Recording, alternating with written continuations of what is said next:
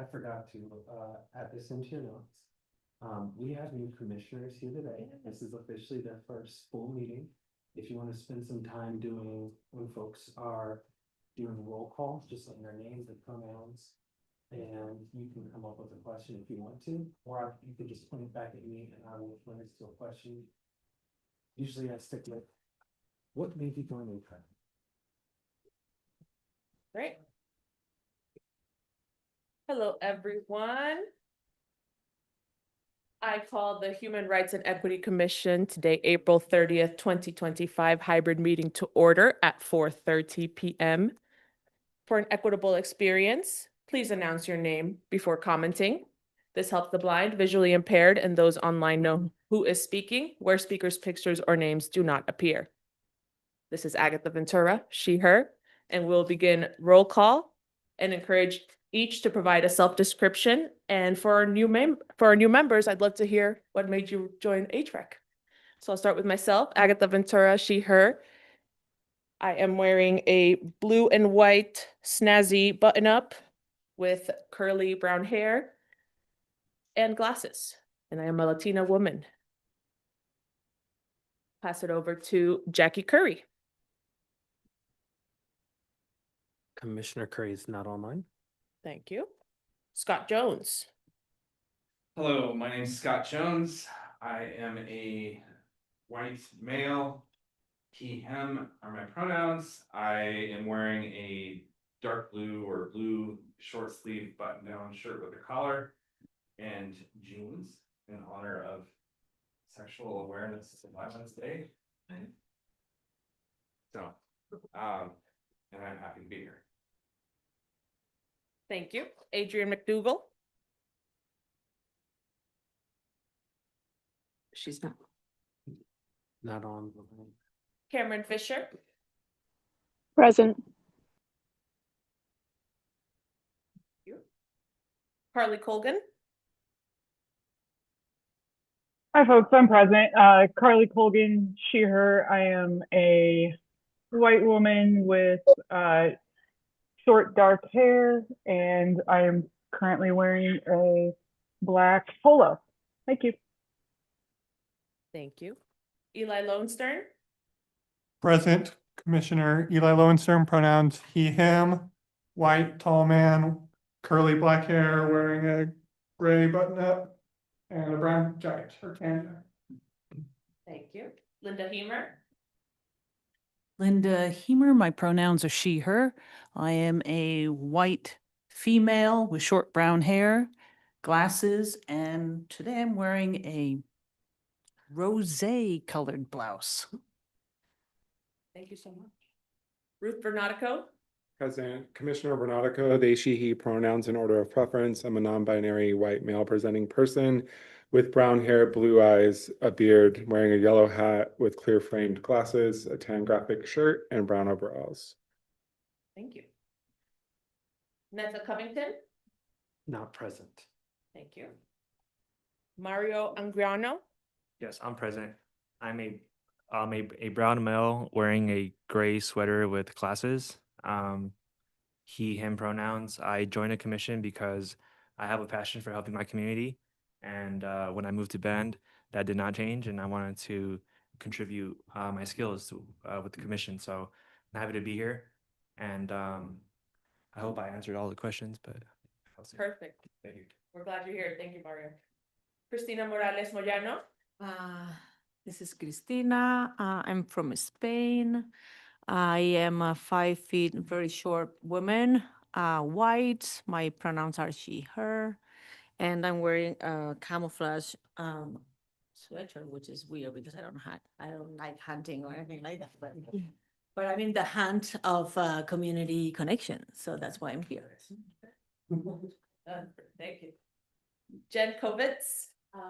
Present, Jen Kovitz, she, her. I'm a white, middle-aged woman with dirty blonde hair. I'm wearing a sweater because it's freezing in here. That's white, and a black blouse and a denim skirt in honor of our awareness day.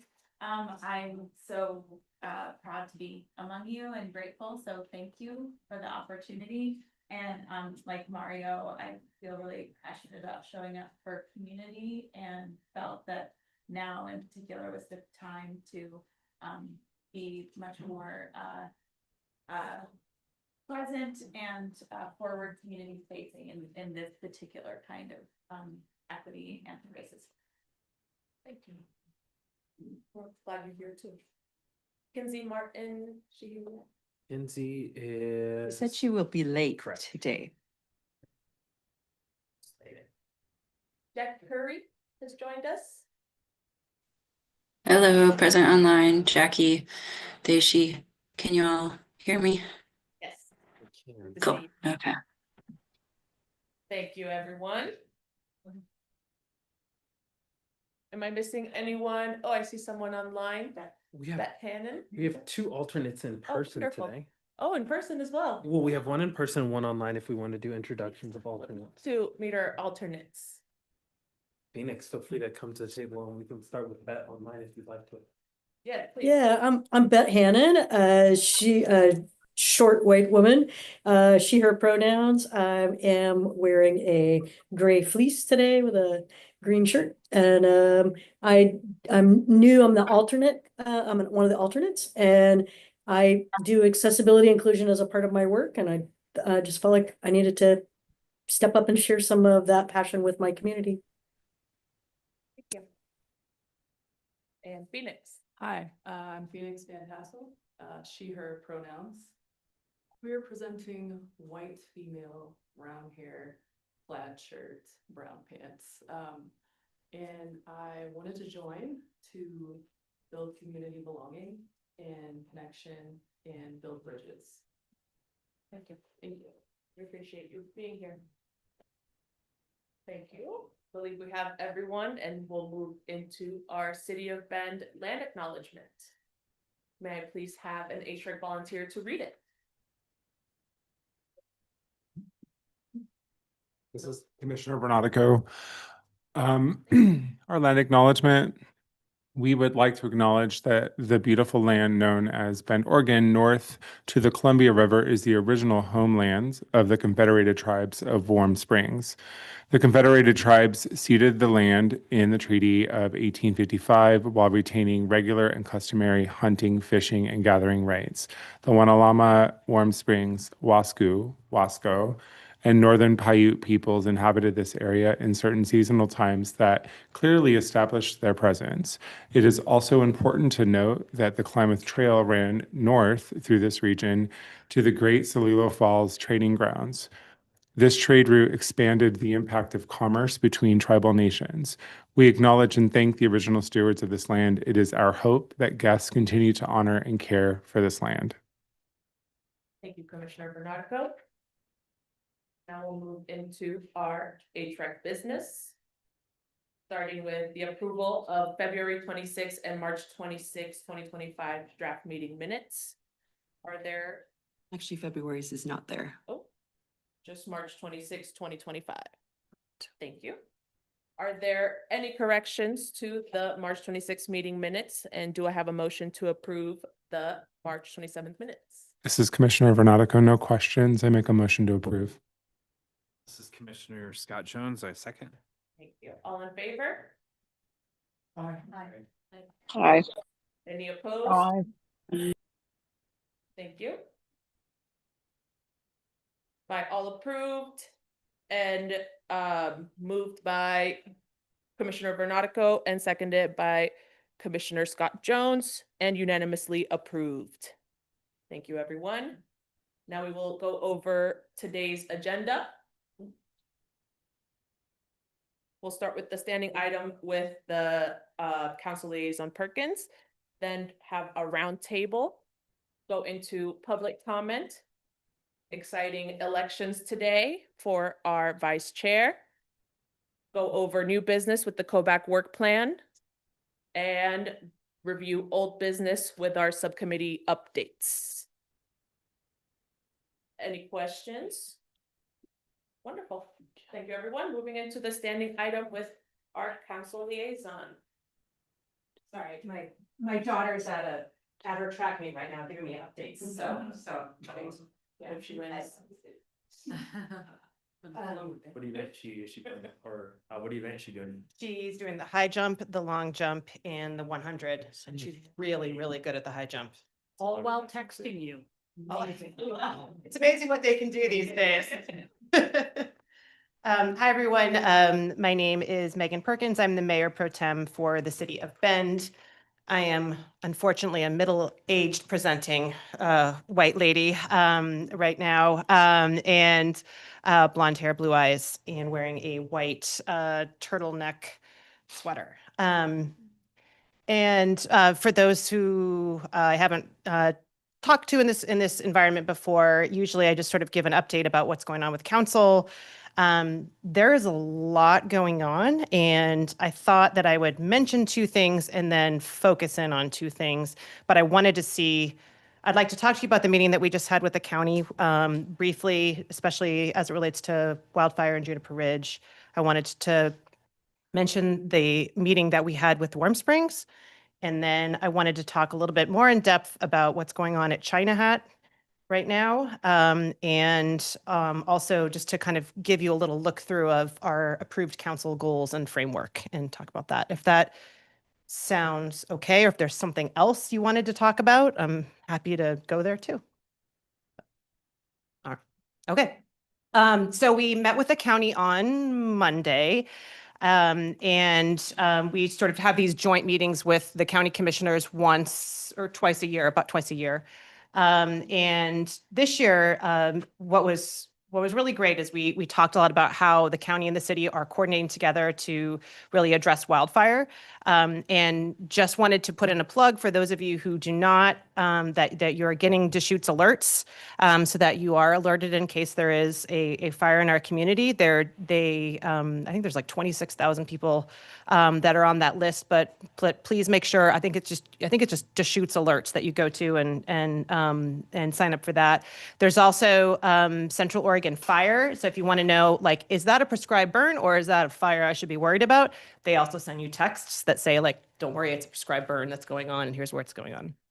But there's a lot of really great work happening, and the city is really, it is really interesting. We have a free service through the fire department where they can come and take a look at your home and see if like what needs to be changed to make it more fire ready. And after there was like 100 of those visits prior to, in a year prior to the LA fires. And then they had 300 of those visits in 3 months after the LA fire. So they are actually hiring more people to be able to provide that service because it's such an important service for our community. And we also just got an update on Juniper Ridge. As you know, we have the temporary safe stay area there. And I actually got to take a tour of it on last Friday. And I'm really impressed by what's been done already. When we were there, we saw, I think Mosaic was there, Camp was there working with some of the animals. The service providers are constantly there. Security has been really working with the people there to make sure, particularly to enforce two things right now. One is fires, no open fires. You can have propane, but no open fires, and we all know the reason why for that. And the other is to make sure that people are leashing or in some way, making sure that their dogs aren't wandering around because they've had some issues with dogs. And the good news is that message is being enforced in a lot of different ways and reinforced. So 90% of the time, this is what I heard from Matt Stewart from the city, 90% of the time things are running pretty smoothly. People are following, the rules and getting the services that they need. And of course, there's the 10% that you tend to hear about, as always. It was great to hear that this is happening. It will officially be, the area outside of the temporary safe stay area will officially be closed as of May 31st. But there's only a few remaining camps that are there that need to move. Some of these people have been there for a really long time, so it's quite the process. So they're going to get a lot of assistance with that. And you can always check. We have an online dashboard that talks about how many service hours have been going on there, how many people are getting into stable housing each month, and it's a really, I think, really important page that really shows how transparent we're being about this and the really intentional work that we're doing there. We also met with Warm Springs, which was really wonderful, and just talked about, again, some of our areas of common interest. And, you know, one of the things that came out of that is like what we have done we have had an intergovernmental agreement with Warm Springs, and that's something that's not very common. And so it's really exciting to see that, you know, both of our groups are really wanting to work together on particularly a lot of water issues. And so staff has been meeting very frequently to work together on water issues. And we also talked a lot about roundabout art and wanting to make sure that we could find a roundabout that could fit some native art, and maybe expanding that even more and into a mural program in our city. So that was a really wonderful meeting. Just to touch on China Hat, for those of you who don't know, China Hat is going to officially close as of Thursday morning. Around about a few months ago, prior to the announcement, there were probably 200 people there. At the time, service providers said that about 100 of those, there's a plan for somewhere to go, either a shelter somewhere else, and about 100 there wasn't a plan. They are working, service providers are working, you know, just nonstop to try and get as many people somewhere that's not somewhere dangerous right now. And our shelters are consequently filling up. And there are still some people there. I think our city staff just said there was about 38 vehicles still there, camps still there. So, you know, maybe 50 people still left as of right now. We don't know if all of those people will show up in Bend. I think a lot, from what I'm hearing, a lot are going to Lapine, and which is, you know, a concern for Lapine based on the fire that they had last year and the fact that they don't have sort of the level of service that we have here in the city. There was a lawsuit to try and stop it. It failed, and so we're just in sort of this nebulous area right now where no one really knows what's going to happen on Thursday. Who's going to, you know, are the gates going to actually close? Are people going to, you know, no one knows what the process is going to be. The only positive thing about it is that so many people have left at this point that, you know, we're not setting the stage for something more significant. But it is something that's getting national attention. The New York Times is doing a story on it, and NPR is doing a story on it. It's a big deal. It's, you know, a really large amount of people being moved, and it's something that you just don't see in anywhere else in the country right now. So I don't know if you have any questions about that, or yeah. Commissioner Eli Lowenstern, what is the city's responsibility to provide any sort of accommodations or shelter while they're leaving China Hat? Yeah, so China Hat is outside of city limits, and it's obviously on federal, you know, federal land. And so our responsibility is just the responsibility that we have for anybody that's homeless in our community, and that's try and provide as many resources as possible through our service providers. But our shelter coordinator with the city right now is, I mean, she was just there earlier today. She is just out and about and trying to get as much, trying to help as much as possible, get people somewhere. And, you know, we expect that there's a few that have ended up in Juniper Ridge and the temporary safe stay area. We're expecting probably a few more as well. But this was something that was done sort of out of our control. And would I have liked to see it look like Juniper Ridge with the temporary safe stay area and you know, a data dashboard and service provision? Yeah. But that's it's harder when you're a Forest Service that's not what they do is homelessness. And so that's sort of always been the struggle of not having the skills that, you know, to tackle homelessness in a forest when you're there to just make sure the forest is maintained. So. And if people are arrested, will they be sent to jail in Bend? That's a good question. Do you know, Ian? Sorry, you're the chewing. Sheriff's office runs a jail. City of Bend doesn't have a jail. Doesn't administer a jail. But They go to the sheriff's, there's a jail the county jail. by the Yeah. sheriff. And their sheriff's office is sort of going to be there. if any arrests do need to be made, I think. This is what I'm trying to find out. But yeah, they won't end up here. And it's not always the case that when people are cited or arrested, Yeah. that they're taken into custody. Yeah. Sorry, I can't speak to what's gonna happen, but it's. Yeah. It's not a city facility, even though the Deschutes County Jail is within the city limits of Bend, it's not administered by the city. I'm just worried that tomorrow is gonna be very chaotic and I don't feel like the city is doing enough to provide services for our residents. Yeah. It is, we are absolutely maxed, to capacity. I think we got 10 more beds at the Lighthouse, which is the navigation center, the emergency shelter.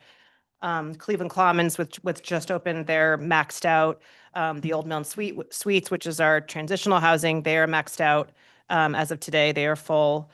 Central Oregon Villages is doing some amazing work trying to they're getting some people in there. We've had some people go to our safe parking program, but it is, at this point, there's just not the resources to be able to do any more than that from the city side. There is just no more money, and there's no more places to be right now. And we will continue to work on capacity, but getting things going takes a long time. And when there's a lot of uncertainty about even being able to sustain the shelter capacity that we have in the state legislature right now, we're actually even worried about being able to sustain what we have. Because the budget's looking so bleak. So yeah, I wish we could do more. I've been a wreck this whole week, just Yeah, me too. thinking about it. Commissioner Vernatico, Megan Perkins, can you remind us? I can't remember what the impetus is for the clearing out of China Hat. They are doing very important fuel reduction work. The risk of fire in China Hat is significant. There was a pretty significant fire there years ago.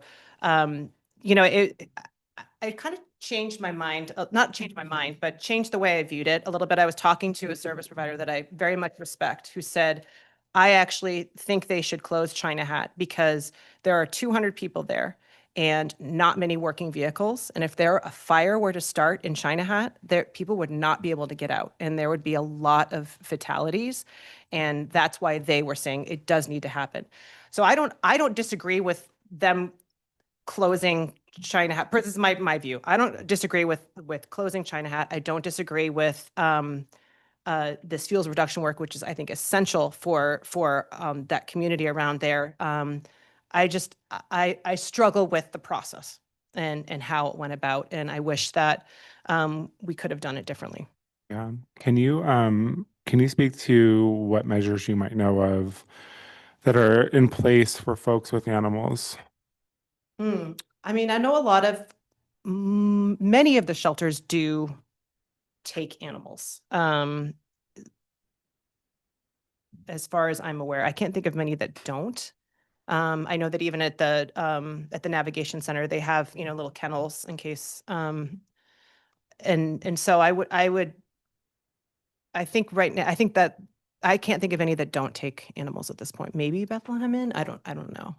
So yeah, I mean, we know that that's like a very key component to security, happiness, home, is pets, which is one of the reasons why we funded with the last of our ARPA money the companion. I can't remember what it stands for. They do the vet work to go to Juniper Ridge because we know that that's so important. Companion Animal Medical Project. Yeah, they're amazing. Last question. Who's actually doing the eviction? Like which? Unclear. I think it is Forest, the Forest Service is doing the eviction.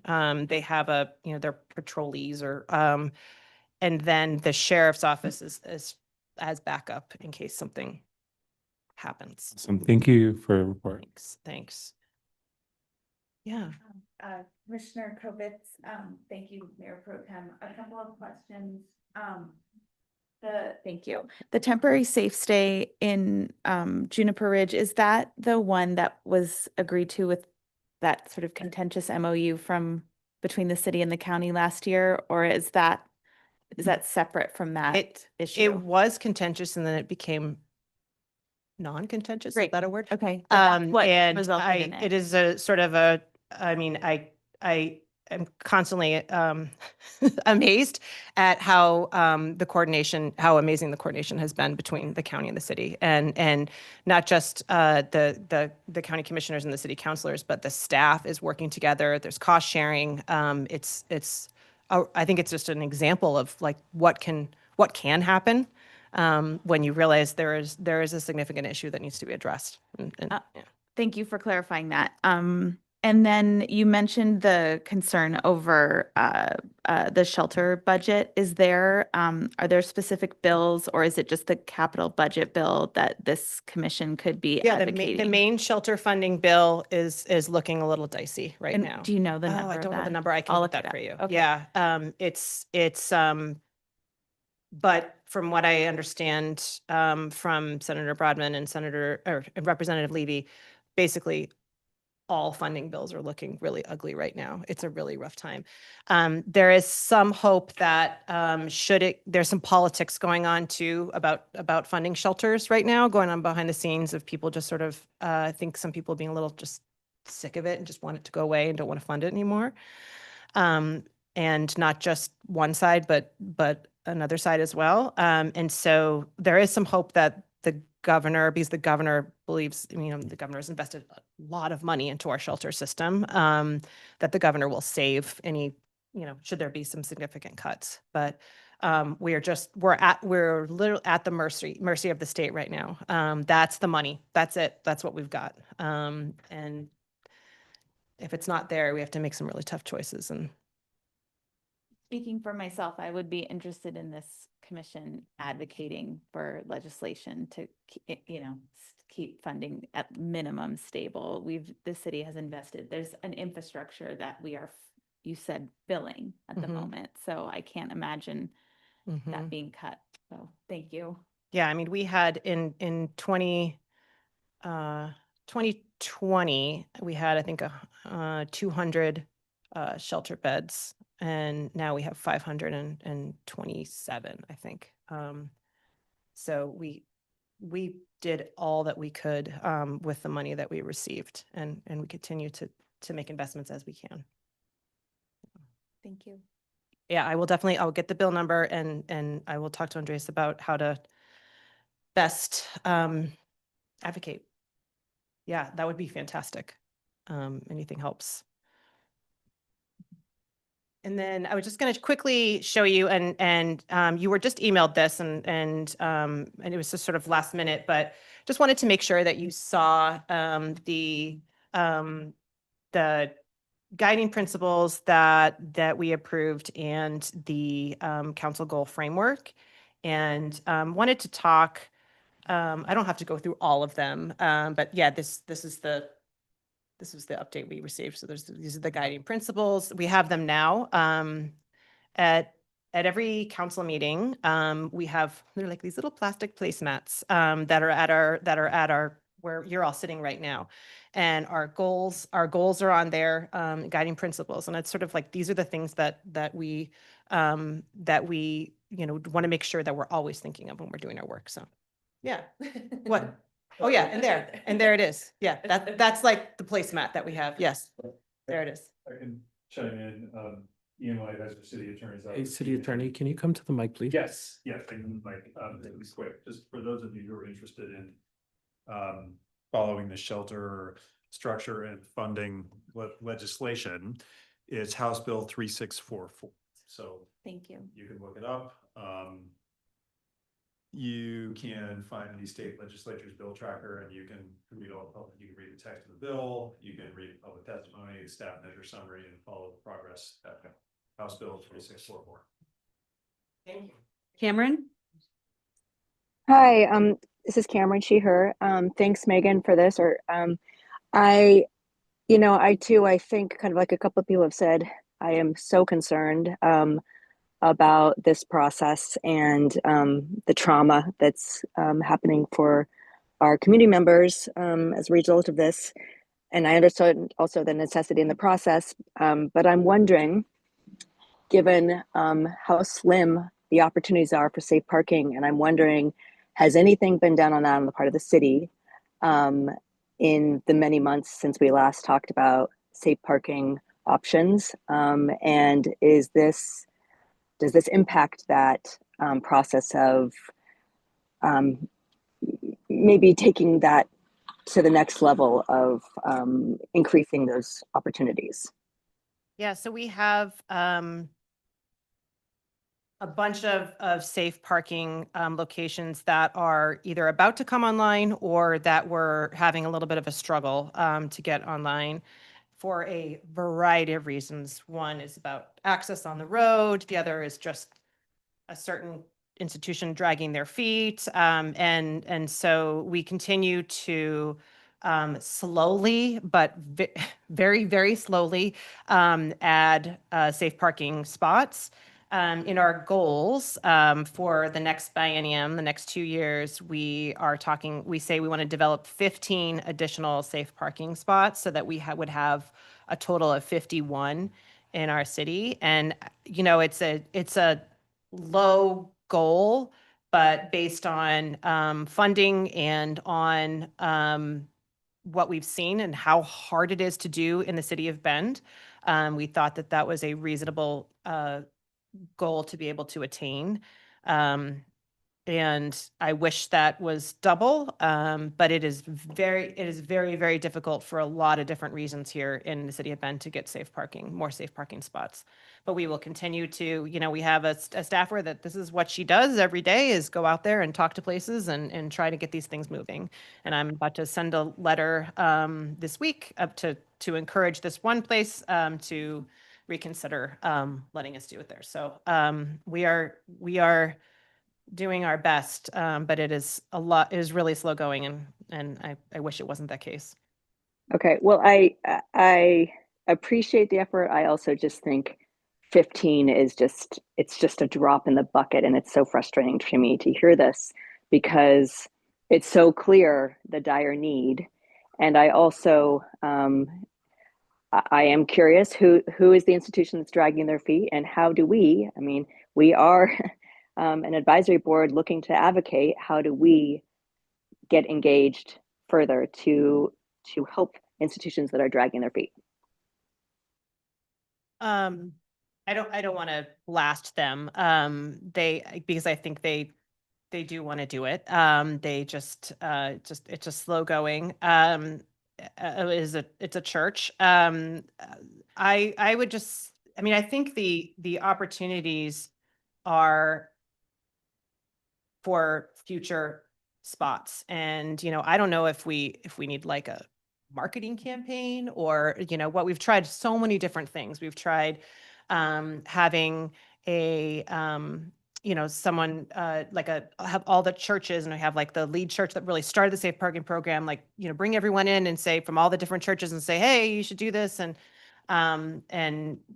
we've tried just so many different ideas. I remember years ago, I wrote like a guest column in the paper, like, please, if you have a parking lot, let us use it. And it's, I think the problem with safe parking is that people don't understand it. And what they think is that some guy off the street is just going to, you know, you're going to say, hey, you can park, you know, you park in our, you know, driveway, and you don't know this person and they don't have any services. Like, so you don't know if this person's going to be, you know, a criminal or whatever, when that's not at all the case with safe parking. They come in, you know, through a service provider, through our coordinated entry system. They're not, and it's people that the service provider believes are ready to take this next step, and that these institutions can, or businesses or whatever, can choose what type of like demographic they want. Maybe it's families with children, maybe it's senior women, you know, maybe it's, you know, whatever.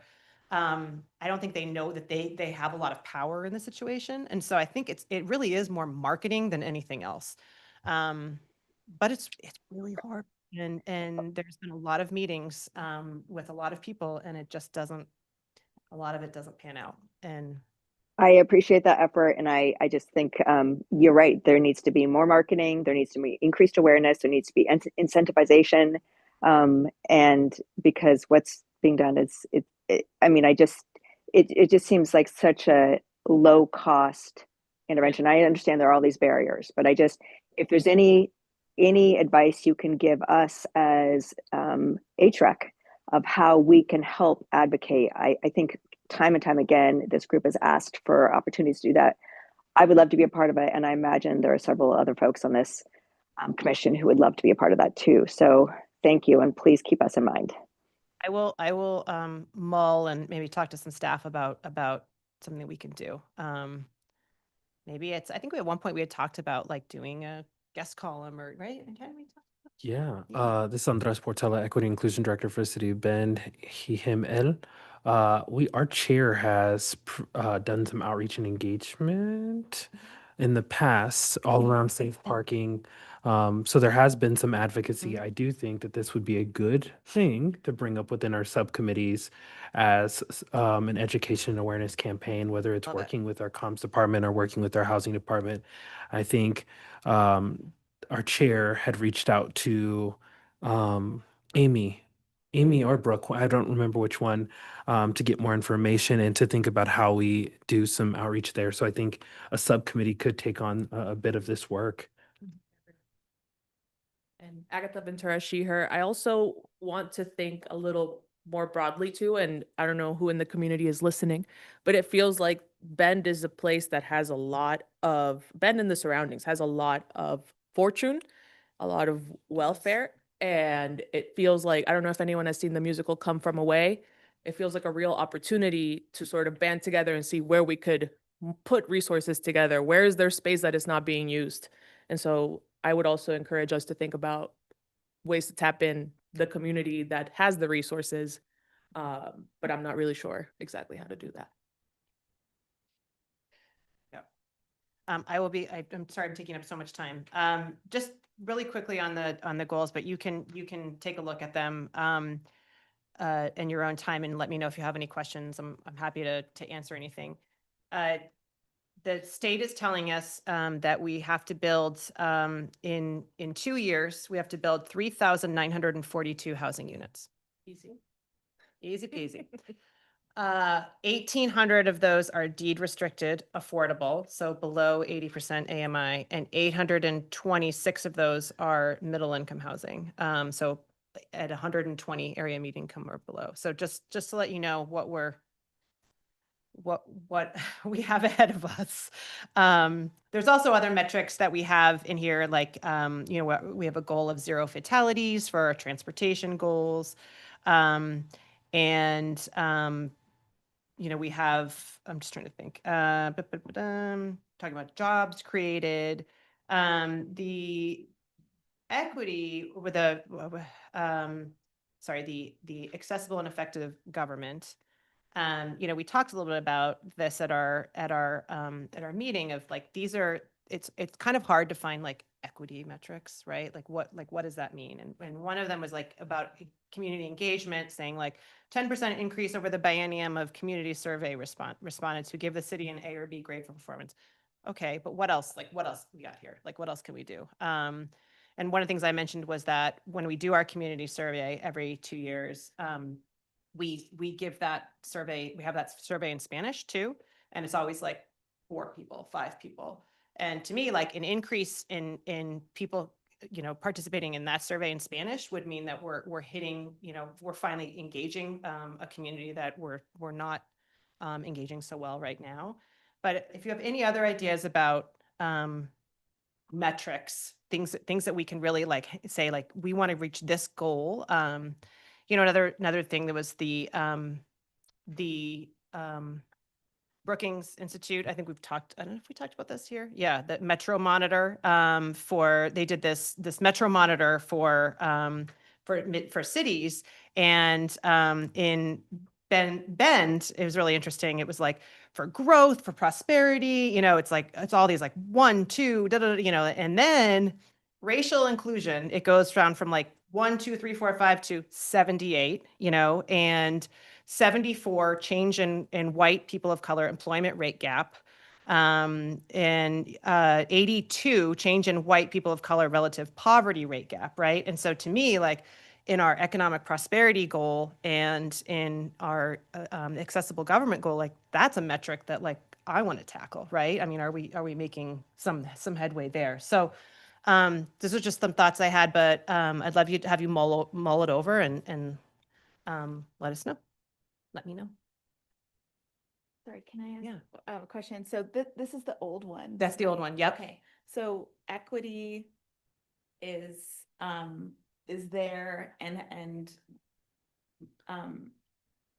are you saying that now the idea is that there is an equity lens in each of these? So it was called out as a guiding principle here. It's a guiding principle. Yep. Right. And so is the idea that now there's an equity lens in all guiding principles as opposed to being one guiding principle? Oh, no, I mean, I think the idea was equity was a part of the guiding principles, which is supposed to, Yeah. everything that we do is Yeah. supposed to be within those guiding principles, if that makes It does, yeah, Okay. because I see the phrase, I was just looking for this. I see the phrase equity lens in the safety and belonging expansion. Yep. I would hope that there is an equity lens in each of these, and would encourage the city to think about that. But I would love to know what others think. Jackie? My question was from earlier, but just what was the number that you had mentioned? Like 1,800 something, the housing, sorry, backing up to the housing numbers. 826 were middle income, and then what was the other number you gave? 1,818 capital A affordable, meaning at or below 80% area median income. Okay, thank you.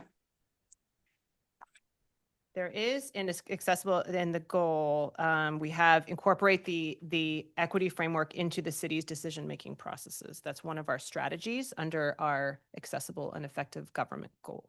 Oh, thank you, Counselor.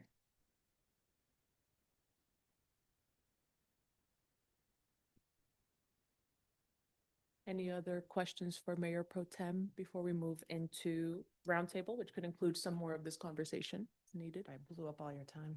It's okay. Big stuff. Important. Yeah, it's Yeah. important. Thank you so much. We hope your daughter wins.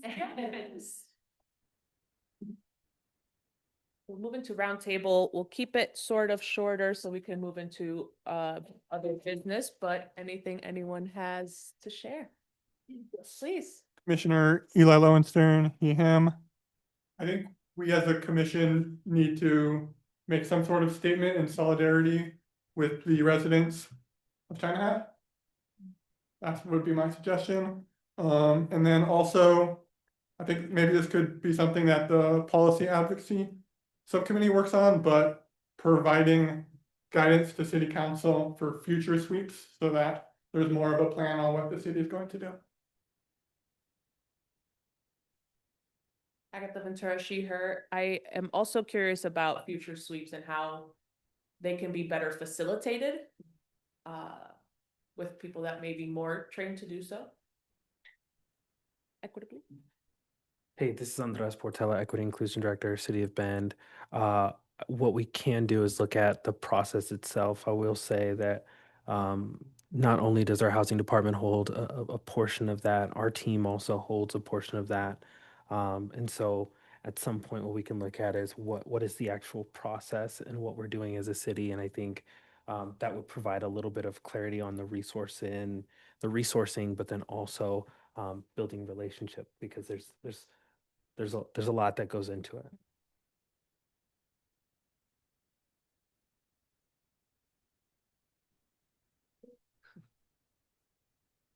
Commissioner Linda Hemer, pronoun she, her. And as you've heard a couple other commissioners say, we are wearing denim today, many of us. Today, the last day of April, we recognize Sexual Assault Awareness Month, and Denim Day is to support around the world victims and survivors of sexual violence and to educate ourselves and others about all forms of sexual violence. So thanks for those who wore comfy jeans. Agatha Ventura, she, her. Also want to name the Latino Community Association having canceled some events and some considerations about future events in the community, and just to put ourselves as support for you all. I know this will be part of the conversations that we have moving forward, just how we support all the different communities, but just naming that it's happening and that we are numbers that can be supportive in places.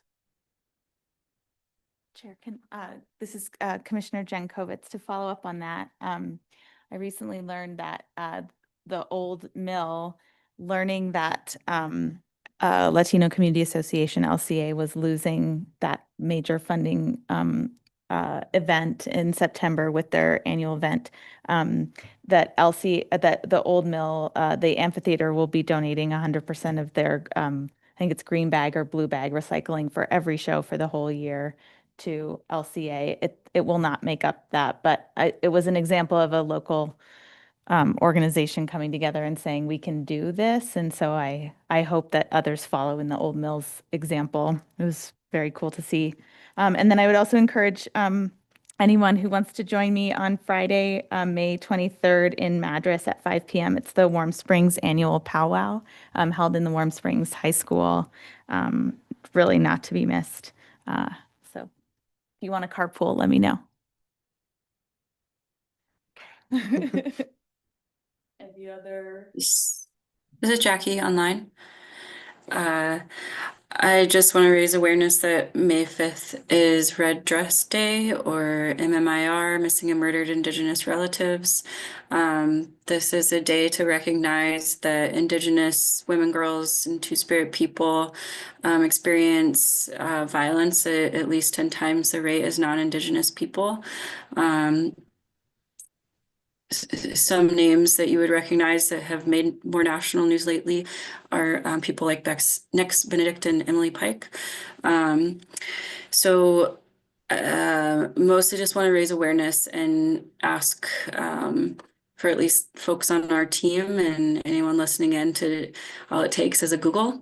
MMIW, MMIP, MMIR, any of those will pop up information. And first step is to continue awareness and education and continuing, if you so choose, personally to take part in any actionable steps via legislation. Thanks. Yes, this is Mario, he, him pronouns.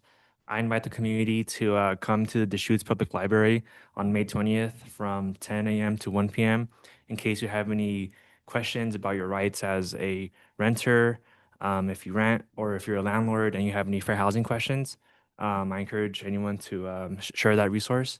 I did have one of those set up last month as well in April, and it went well. We had a few members of the community come in, and I connected them with different resources, and even in one case, I did help someone with a reasonable accommodation in regards to their unit with their landlord. And I have another one. Excuse me. Like I said, on May 20th, the Shoes Public Library. As of now, it's only the one I had last month and the one that's coming up. But I'm hoping to continue this drop-in opportunity for residents. Thank you. Commissioner Bernatico, so Ben Pride is happening, and that notice just went out over Instagram and on the website for Ben Pride. A safety plan will be followed here pretty shortly. If anyone's interested in volunteering for Ben Pride, please reach out via Instagram to Ben Pride or SUS.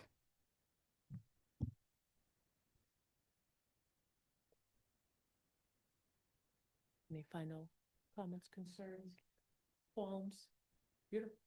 Chair, can I give a few updates during this moment? I didn't budget time at the end for me to give my equity department updates, but some of these events are things that I was going to inform us on, but also give us a better spatial awareness of things we've got going as a department.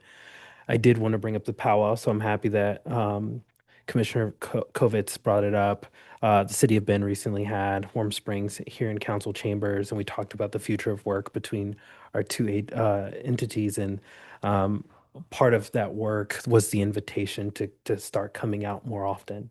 Our department does pretty good outreach and engagement with Warm Springs and trying to build that larger relationship. It's time for us to fold ATREC and a lot of our other spaces into that fold. And so we'd love to have y'all. Jen, I'll carpool, I promise.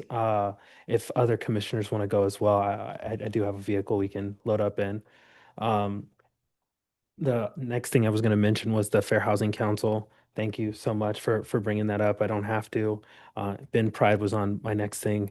I also wanted to update us on Welcoming Week, which takes place in September.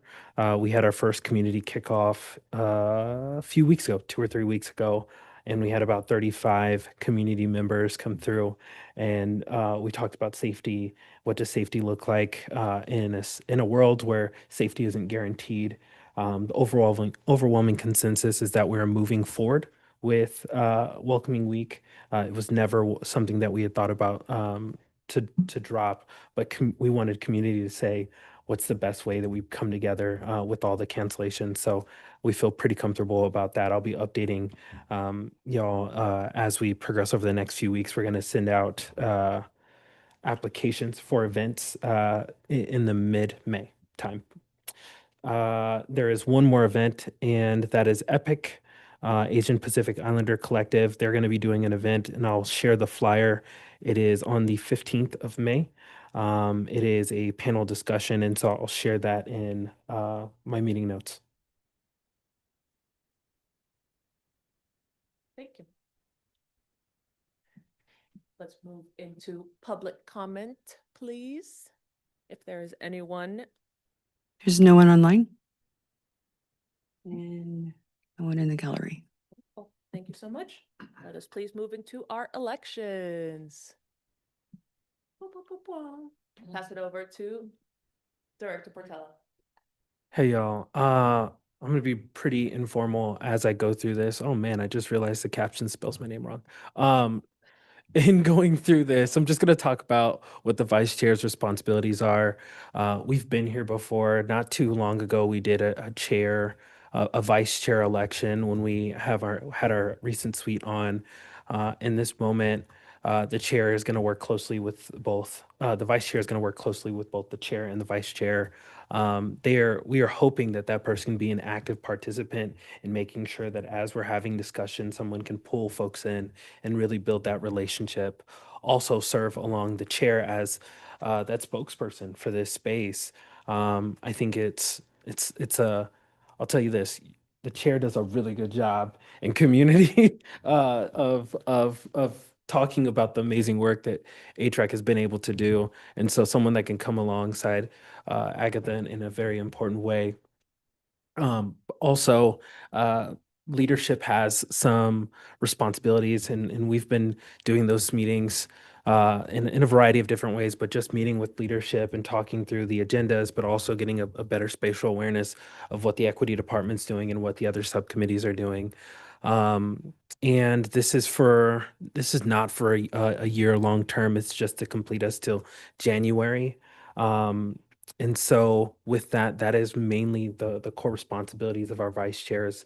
If Agatha's out, it's time to step up. So with that, I will move us to the nominations. So we had two folks come forward and say that they would like to be a part of the leadership of the Human Rights and Equity Commission. That's Commissioner Vernatico and Commissioner Hemer.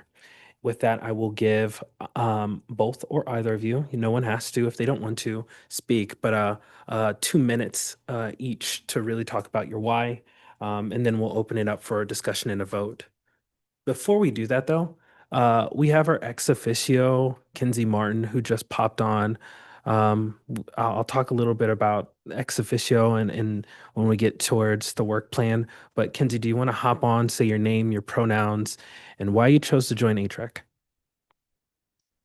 Sure, thank you. Apologies for being late. We have some negotiations going on, and they ran a little later than I expected. My name is Kinsey Martin. I use she, her pronouns. I was born and raised in Bend, and really love to see the growth and development of the community, and think that you all are doing really great work with this commission. And so I just wanted to find a way to support. And my role with the school district relates really nicely to the work that you're doing. And as far as strengthening intergovernmental partnerships and services in an effort to better serve our youth and our families and our neighbors. This seemed like a really good fit. I do civil rights work and policy work, advocacy work with the school district. So thank you for having me, and I look forward to listening and learning more. Solid. Thank you. That was me buying time for these two amazing folks. But also, if there's more folks that want to put their hat in the race for vice chair, feel free to do so. Let's start off with who wants to go first? Rock, paper, scissors. I'm just kidding. All right. Linda Hemer, she, her. And what I'm going to do is in 27 words, because at Embrace Bend at a civics lab, so another forum, Andrea spoke to community members and said, your why should be 27 words. Now that's harder than haiku, but, but I'll try. My why, to change the systems that perpetuate inequity and leverage my agency to represent the oppressed. If not me, who? If not now, when? If not here, where? Go ahead. That was really good. This is Commissioner Bernatico. My why is really simple. I want to continue the work that Commissioner Kitchens had to unfortunately put down due to their work outside of these chambers, and understand that there is a responsibility in sticking your head above the parapet, and knowing that I would like to leverage whatever experience I have to help do that and support Agatha and the rest of this commission in addition to City Council. I am really excited about the direction that the city has taken, not only in this commission, but in the work that they're doing through nonprofits, community work, and I want to support that work as much as possible in regard to how we support City Council. Okay. So is there anyone else that would like to nominate themselves or someone else on ATREC to be vice chair?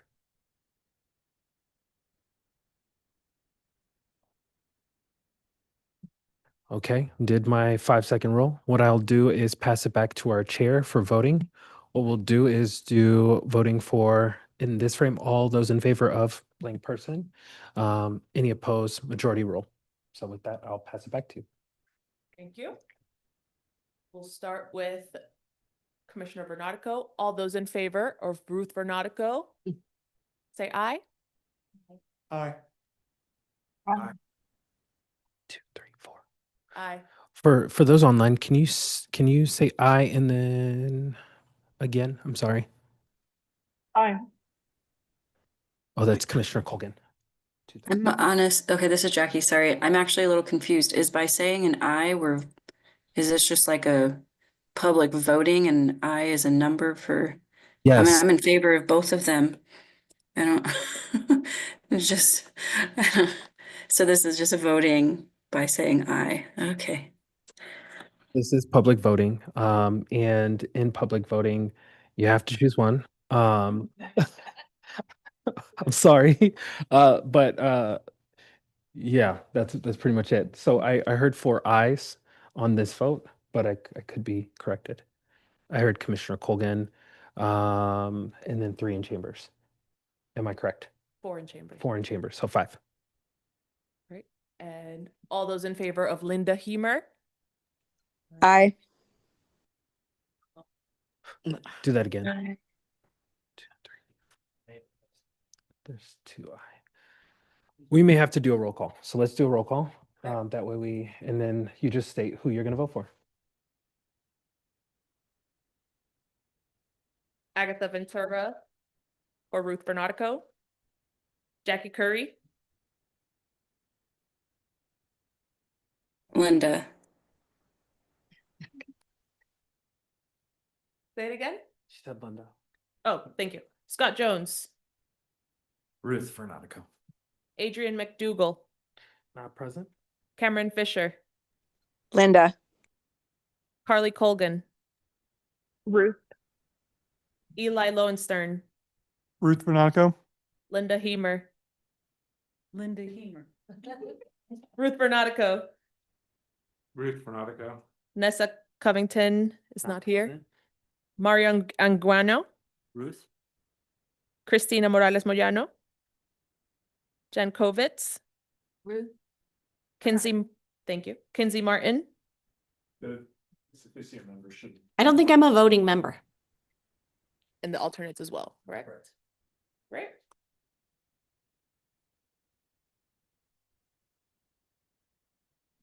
By majority rule. I'm sorry. Our new vice chair. Oh, this is such pressure.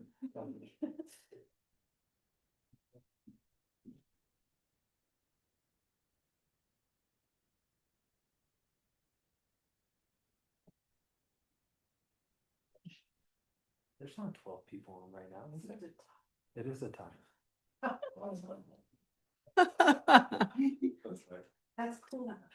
That's beautiful. This is Commissioner Bernardico. I changed my vote to Linda Hemer. This is the second time. I love this group. So by the powers vested in me by the City of Bend, our vice chair today is Linda Hemer. Vested in Ruth, actually. Vested in Ruth. And Ruth can be next chair. Great. Looking into the next business, looking at new business, our COBAC work plan update and connection, which I am starting. So to start, I would like to thank Liz. No, please come up. I would like to thank Liz for your presentation and COBAC's continued work and for having us at your previous meeting. We talked a lot about trying to find meaningful areas for us to find alignment between our commissions. And tonight, we'll review and vote on the final HRAC subcommittee work plans, and Andres will guide us through each of the subcommittee's focus and goals. We'll pass it to Andres. Love that you're prepared. Thank you. That was for the next part of this. So keep that in our minds, ATREC. We're gonna have a presentation right now about COBAC and the COBAC work plan. And thank you. I don't know who's starting, Liz or Cassandra. Thank you. Go ahead and start. Thank you, HREC, for inviting me to come here and share the COBAC work plan. My name is Liz Woodfin, and I am the chair of the City of Bend Accessibility Advisory Committee. Along with me on Zoom, there is Cassandra, and she will be joining me today to talk about the COBAC work plan. Forgive me, my laptop was not connecting to the internet, so I'm using my telephone. Content could be found on the screen. No. Serious Amanda Brown. Oh, good. So the purpose of COBAC is a great committee. It's about accessibility and us advising the city manager. We're committed to being an accessible and welcoming community here in Bend. The committee was established in 2010, and our intent is to help achieve this purpose. It's also intended to help the city ensure that voices of people experiencing disabilities are represented in our local government. The committee also assists and advises the city on most appropriate means by which to make its programs, services, activities, facilities accessible to all Bend community members. I'm sorry, I'm very nervous today.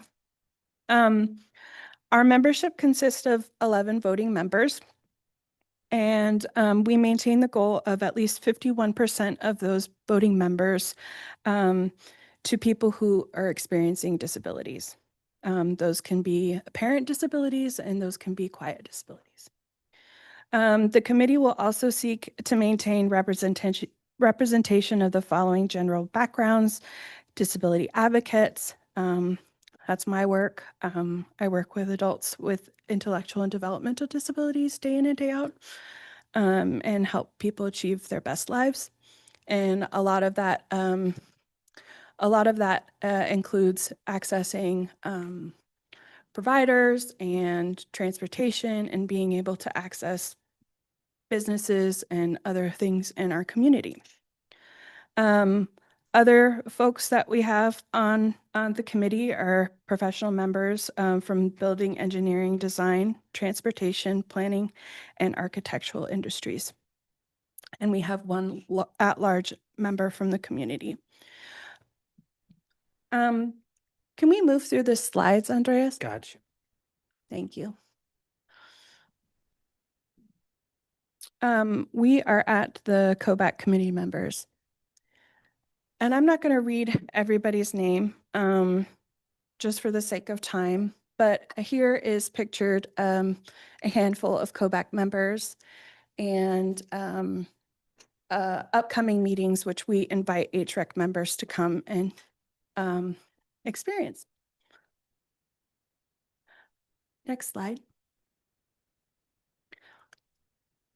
So without further ado, I'm going to move forward to explaining some of the engagement events that we have in our work plan. And that's the next slide. And I love this image. It's a colorful timeline of different events that we are engaged in. Two of those events have come and passed. We had the Sprout Film Festival and Breaking Barriers, both two events that highlight folks support and support people with disabilities. And at Breaking Barriers particularly, there was a lot of self-advocates there, and it was just amazing to go through the sessions and learn.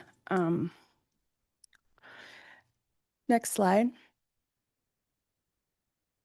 So community engagement is really important to COBAC, and the next event that's coming up is May 8th, where we have the walk and roll, where we take a walk and we look at areas that can use improvement.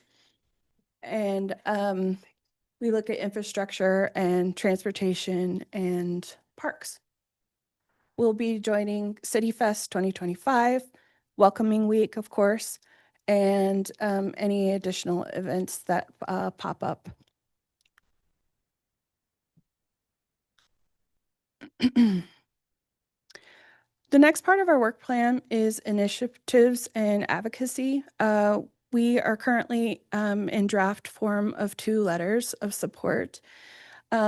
We create and distribute COBAC awareness materials, and we are very involved with the snow removal campaigns in the community, and certain aspects that prohibit access to sidewalks and our streets or accessing public transportation. We also have another initiative where we're hoping to encourage training at a lunch and learn about trauma-informed practices. That is an initiative that's important to me specifically. And also identify, engage in other advocacy opportunities. We recently had a presentation about emergency evacuations, and I believe HREC did as well, and access and functional needs. The third portion is transportation and infrastructure. That's a very important piece for a handful of members. We have ongoing advocacy, like I said, of the letters. We have a letter to Ben Parks and Rec, Miller's Landing support and for accessible landing, a letter to the city about licensing and permitting and on-demand transportation. There's a gap in transportation services where a majority of the providers do not have accessible vehicles. So that's vans that would assist someone who uses a wheelchair to use taxi service. And the other is architectural modifications and loopholes, specifically pointing out new builds that have, let's say, a rooftop portion of their business, and there's no elevator to provide accessibility to that space, and other matters as they arise. So this is a formal invitation to HREC and those who are in the community watching today. We would like to encourage you to come to the Walk and Roll Tour, which is Thursday, May 8th from 3:30 to 5, and we'll be meeting at Hawthorne Station. I love this image. It is circles and it has HREC plus COBAC and an equal sign and a blank circle for us to define what that means. And I think that this is a really exciting time for us to collaborate and also build a better community, a better accessible community. Thank you so much. And so without further ado, I will pass it over to Cassandra. Liz, you leave me with very little to share with HREC. Good evening, Commissioners. Cassandra Kehoe. I am the Accessibility and Equity Manager. My pronouns are she, her, ella. I am joining you virtually this evening and very pleased to be here. Thank you so much, Liz, for such a lovely recitation of the work that COBAC does and HREC. Agatha, particularly, thank you for joining us last week during our meeting. We're really grateful for it, and we've heard really positive feedback from COBAC members, from both you and Andres joining us, and we hope that this is the first of many interactions, as this Venn diagram and endless circles will indicate, of opportunities for us to collaborate, to work together, and to really envision our work as not separate, but very much overlapped in its work, in its intention, and the kind of collaboration that we have before us. So wonderful to be with you this evening. Thank you, Liz. Thank you, Andres, for the time, and thank you, Commissioners, for your time. Thanks. Thank you, everyone. Thank you both. Thank you. Moving into our old business, as I mentioned, Andres will walk us through our work plan. Thank you, Chair. I'm going to actually take us a step back to this COBAC presentation. Oftentimes, I refrain from going on platitudes and talking about like equity-specific language. But during the HREC presentation in COBAC, I really focused in on intersectionality. And for those folks online who haven't thought about intersectionality in their work, it's coined by Kimberly Crenshaw. It reminds us that our identities, race, gender, ability, and I'm going to reference my notes, I'm sorry, language, class, and so many more are compounded based on those identities themselves. It's not just a framework, it's the connective tissue between HREC and COBAC. Our work is different in scope, but aligned in vision. We advocate for dignity, representation, and structural change within our communities because of the exclusion from civic life. Thinking about the work that's to come within our work plan and our subcommittees, I'll give that update, but I really want us to think about how we weave this web of intersectionality. What are the ways that at different levers of local government can we push and pull? COBAC has folks, as Cassandra and Liz, I'm so sorry, it's based on your name, and I'm looking at you, just talked about Koback has so many different members who are in parks, who are a part of our regional transportation systems, like in all of these different things. And there's a lot of power in just being able to name those things. But then thinking about the power in this space from both nonprofit, but also having a counselor liaison. Koback connects directly to our city manager. We connect directly to our council. There's this way, this dynamic we can shift if we lean on two different policy levers. And so just throwing that into space, hopefully we catch one of the things I just said, but I really hope that we can bring this work together. In that, I'll jump into the subcommittee updates. I will also welcome an invitation from our subcommittee leaders. Not actually, there's no subcommittee leaders yet, but from folks who are part of subcommittees to kind of just talk about what are discussed in those spaces. I'll stay really high level today about the goals individually and not the actions that we've decided we're going to take as the subcommittees. So I'm going to start with an overview of the work plan and the development process. I'll go through the structures, the three subcommittees, which are policy, community engagement, education and awareness, and then talk about some specific and measurable goals. This hates me. All right. So in thinking about the high level, these are our three subcommittees with one extra one. So the advisory is our one extra one.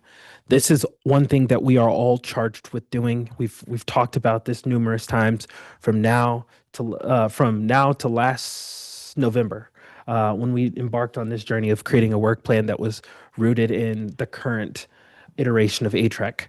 Our first one was an advisory role, recommend policy that in practices practice change to the city council through an equity lens. That equity lens is going to be so paramount when we get to that point. Community engagement, building trust and facilitating to a connection with community, education and awareness, expanding public understanding of human rights, equity, and inclusion through events, campaigns, and learning tools. And then policy advocacy, analyzing and recommending policy change that address structural barriers and advance equity. Moving us forward in this discussion, this is our first subcommittee. So tonight, we're going to have a discussion about what the purpose and what our three high-level goals are. I'm going to ask a member of that subcommittee to either read what's in front of you or to read one of those amazing documents that I've been sending endlessly to each subcommittee to just really talk through that work. And then at the end of that, we can pass it over to our chair to adopt this as a part of our work. Because everything we do in subcommittees has to come back to ATREC as a whole body for us to approve the work. So with that, policy advocacy. Eli, thank you. Commissioner Eli Lowenstern, member of the Policy Advocacy Subcommittee. I'll talk a little bit about our purpose, which is to develop, evaluate, and recommend equity-focused policies that support systemic change in Bend. And we have three goals to help us achieve that. Goal number one is to develop and institutionalize an equity lens for decision-making. Goal number two, identify and recommend equity-aligned policies. And goal number three, build internal policy literacy and equity analysis capacity. And then we have a time frame to work through these goals from April of 2025 to December of 2026. And I want to be very clear on the first goal. This is ATREC decision making. So I will add that addition there. So with that, I pass it back to the chair. Great. May I have a motion to approve the policy subcommittee work plan? This is Commissioner Bernatico. I make a motion. Thank you. May I have a second? This is Commissioner Scott Jones, second. All those in favor? Aye. Aye. Great. We had Commissioner Bernatico approved, Commissioner Jones seconded, and it was unanimously approved by the commissioners. Perfect. I'm going to move us forward one more time with the Community Engagement Subcommittee. Does anyone want to take this one? If they don't, I will take it. Happily can take it. The community engagement, no, sorry, that's not my subcommittee. It's not. No, thank you so much. Great. I will go ahead and take this one. One thing that I also want to bring into this universe is our new ATREC members. Please connect with me I think I've introed some of this with you and started to pair us in a little bit, but I would love for y'all to jump in full in on these spaces. We are not getting to a point of quorum in those spaces, I promise, and we're not making any big decisions. Jumping back into this presentation, Community Engagement Subcommittee, the purpose is to develop and implement strategies for inclusive, sustained, and trust-based engagement with community. The first goal is trust-based relationships with marginalized community. Goal 2, create inclusive communications channels. Goal 3, influence city policy through community input. We've already began a lot of this work, but our timeline is April 25th, 2025 through December 2026. And with that, I will pass it back to the chair. Thank you. May I have a motion to approve the Community Engagement Subcommittee Work Plan? This is Commissioner Bernatico. I make a motion. Second? Commissioner Lowenstern, I second that motion. Thank you. All those in favor? Aye. All those opposed? Commissioner Bernatico approved, was seconded by Commissioner Lowenstern and unanimously approved by the commissioners.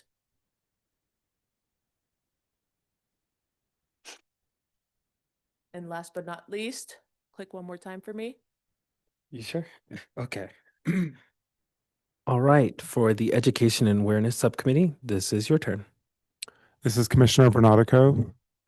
The Education and Awareness Subcommittee, our purpose is to foster public and institutional learning through culturally relevant education that centers on the lived experiences of BEN community members. The time frame for this and for all of them is from April 2025 to December 2026. Our first goal is to develop and deliver equity-centered educational programming. Goal 2 is to collaborate with internal equity partners. And goal 3 is to advance organizational learning on equity and human rights. And if I may add, we have one of the items we're working on is sort of thinking about where learning material could live so we could all access it. So that's something we can think about because we do think it could span across our different committees, subcommittees. May I have a motion to approve the Education and Awareness Subcommittee Work Plan? May I first ask a question? Yes. Sorry to put you on. Goal number 2, collaborate with, this is Linda Hemer, she, her, collaborate with internal equity partners, that's capitalized. Is part of your goals, will that be to define it or have you already defined it? So that's a wonderful question, and I will take that one. Andres Portela, Equity Inclusion Director.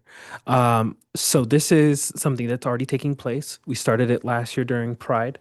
Now we have some better institutions through some learning and understanding from our department, and we've propped up some spaces either in the ERG space, Employee Resource Group space, but then additionally we have our internal DEI advisory committee that is creating resources for city staff. Sometimes this is a good example is our equity lens is going to be shared with the policy subcommittee. It is also going to be shared with the whole body. That is a moment in which our internal partners are going to engage with our external partners, which is the Human Rights and Equity Commission. So there are ways for us to think about how internally we engage with each other, but not necessarily influence the work or those sort of things.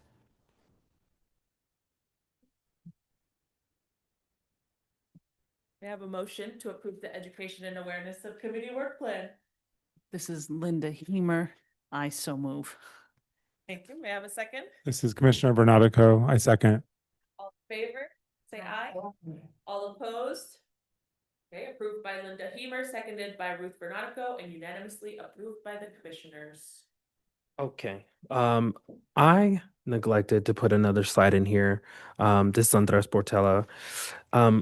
One thing that needs to happen from here is it has to be shared with council and approved by council. But then additionally, myself and the city attorney's office are going to change a little bit of the code. When we started this process, we discussed at length city code, and Ian gave a wonderful presentation that propped up some additional wonderful resources for better explanations of what the city does, how it does it, and what are the departments that are doing it. And so that was great onboarding for some of the folks who just joined HREC. They got the the Bend basics, and then they got the department stuff. So that's where we started.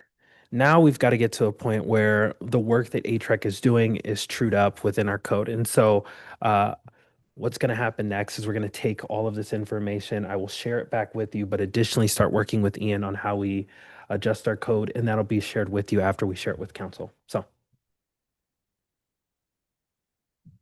that is all I have. I pass it back to my chair. Cool. Is there any other HREC business?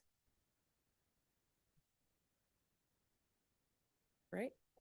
With no further business, the Human Rights and Equity Commission's April 30th, 2025 hybrid meeting is adjourned at 5:54 p.m. Pacific Standard Time. Never happened. All right, thank you. Thank you, everyone. Thank you.